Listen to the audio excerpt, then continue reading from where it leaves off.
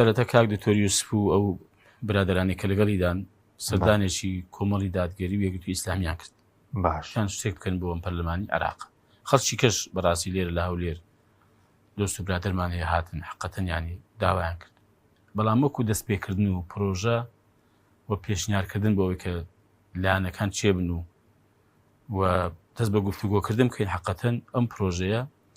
کۆمەڵی دادگەری و یەکگرتووی ئیسلامی بەیەکەوە هەنگاویان ناوە سەرەتا پرۆژەی کۆمەڵ و یەکگرتوو و هاوپەیمانەتی بەڵێ چێمە لەگەڵ برانی یەکگرتووی لیژنەیەکمان هەیە لیژنێکی هاوبەش بۆ کاری هاوبەش باش ئێمە لەوێ ئەو بەڕاستی ئەم پرۆژەیە گەڵاڵەکرا ئێمە پێشنیارمان کرد حقەتەن گەڵاڵەکراوە ئێمە بەیەکەوە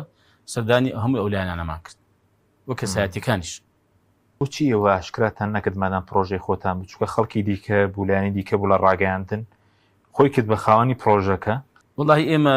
بۆ مزایدەکردن و وەلایک و کۆمنت کۆکردنەوە نەمان کرد ویستمان سەر بگرێ ئینجا ئەو کاتی ڕایبگەینین ئەوە لیژنەکە ئێمە سەماوین دوای ئەوان هاتن بانگەوازەکەیان کرد گوتیان کاکە داوا دەکەین بابین هاوپەیمانێکی دروستکەی لە کاتێکە پێشتر گفتوگۆ کرابوو دوزار گفتوگۆ کرابوو یعنی دوو کۆبنیان لەگەڵ کرابوو بەداخۆیانی ئێمە بەڕاستیەوە لە ئێمە ناوەشێتەوە حقەتەن ینی با خەڵکو زەماوەەر بیزانێ ئێمە ویستمانە کارێک بکەین کە سەر بگرێ و دواییش بەر بگرێ جا ئینجا ئێمە بێن بڵێن کاکە خەڵک ئێمە ئەو پرۆژە ئێمە باشە